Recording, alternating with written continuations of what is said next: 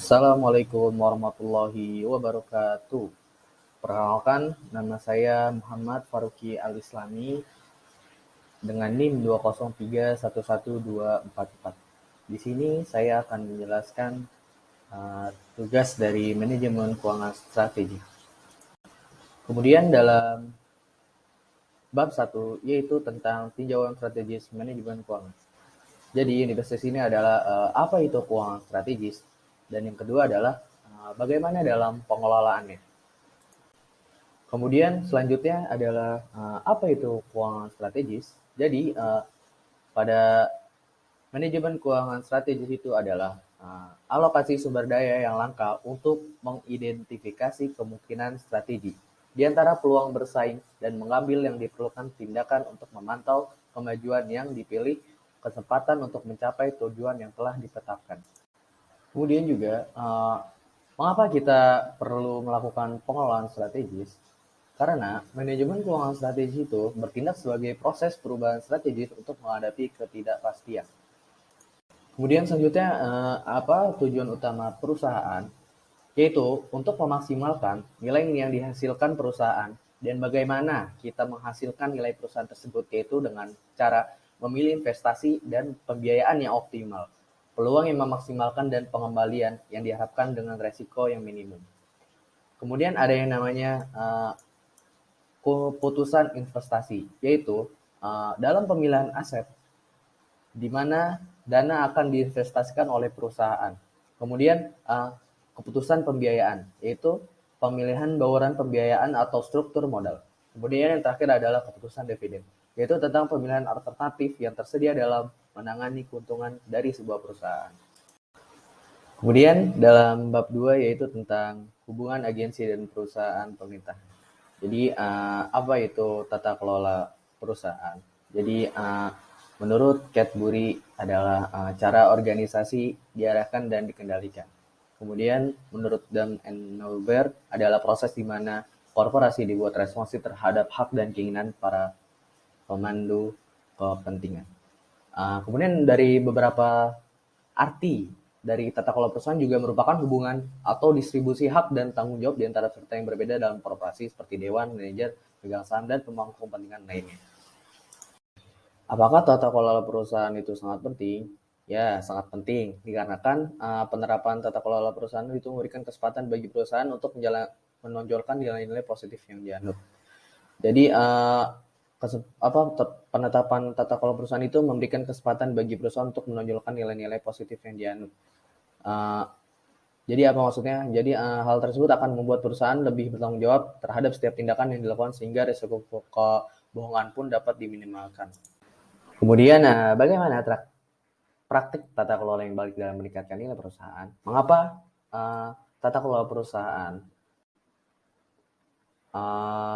Jadi selanjutnya akses yang lebih baik keuangan eksternal, terus juga bisa biaya modal yang lebih rendah, suku bunga pinjaman, kemudian mengenai risiko krisis dan skandal perusahaan.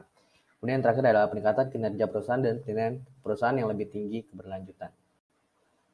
Kemudian mengapa tata kelola perusahaan? Karena tata kelola perusahaan ini adalah yang optimal manfaat langsung yang dapat dirasakan perusahaan adalah meningkatnya produktivitas dan efisiensi usaha, meningkatnya kemampuan operasional perusahaan, dan pertanggungjawaban kepada publik.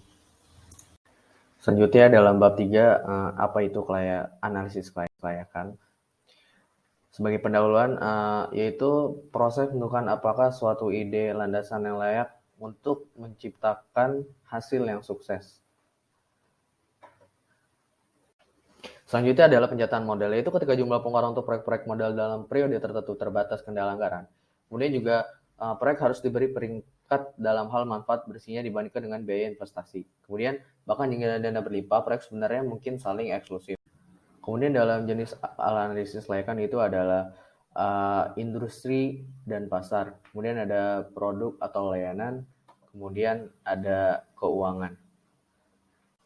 Selanjutnya ada industri dan pasar. Jadi industri dan pasar itu jadi untuk menentukan seberapa menarik suatu industri untuk bisnis baru dan untuk menginvestasi ceruk yang menguntungkan. Kemudian yang kedua adalah produk atau layanan. Apakah pelanggan bersedia membeli barang dan jasa gitu? Kemudian yang terakhir adalah dalam segi keuangan. Jadi bisakah perusahaan gitu menyediakan produk atau layanan kepada pelanggan kami dengan kita mendapat keuntungan. Kemudian di sini ada yang namanya karakteristik proyek. Jadi ada 4, independen, dependent, mutually exclusive, dan sequencing.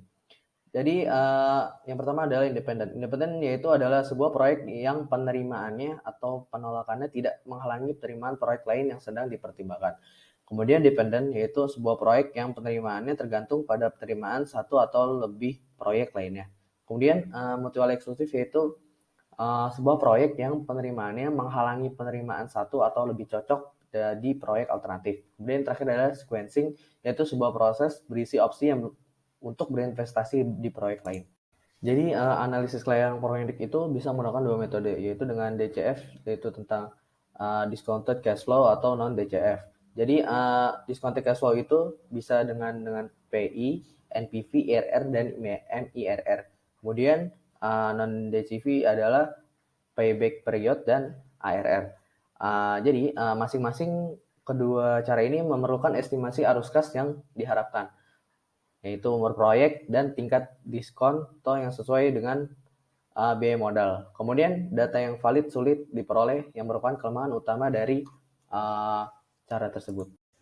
Jadi teknik mana yang lebih unggul? Jadi berdasarkan analisis tersebut, sebuah teknik yang konsisten dengan prinsip memaksimalkan kekayaan pemegang saham, yaitu dengan berdasarkan dan mempertimbangkan semua arus kas, kemudian mempertimbangkan nilai waktu dari uang, kemudian tidak bias dalam memilih proyek. Kemudian selanjutnya ada bab 4, yaitu NPV versus IRR. Jadi kita menjelaskan masalah di bawah proyek saling eksklusif, kemudian perbandingan IRR dan NPV, kemudian asumsi tingkat berinvestasi. Kemudian masalah potensial di bawah proyek yang saling eksklusif, yaitu adalah peringkat proposal proyek dapat membuat hasil yang bertentangan yang dipengaruhi oleh skala investasi, pola arus kas, kehidupan proyek. Kemudian konflik IRR dan NPV ini dalam proyek independen IRR telah menghasilkan keputusan terima tolak yang sama dengan NPV.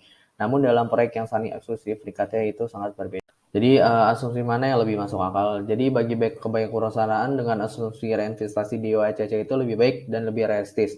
IRR lebih memiliki pengembalian yang diharapkan untuk proyek yang diterima karena arus kas diasumsikan diinvestasikan kembali pada IRR itu sendiri. Oleh karena itu, umumnya lebih besar dari peringkat pengembalian yang diharapkan sebenarnya. Jadi, kelebihan IRR dibandingkan dengan IRR adalah, pertama, sementara IRR mengasumsikan itu bahwa arus kas proyek diinvestasikan kembali pada IRR itu sendiri. Kemudian MIRR mengasumsikan bahwa ia diinvestasikan kembali pada biaya modal yang merupakan asumsi yang lebih realistis. Dan kedua, MIRR itu menghilangkan beberapa masalah IRR. Jadi apakah IMRR itu sebagus NPV?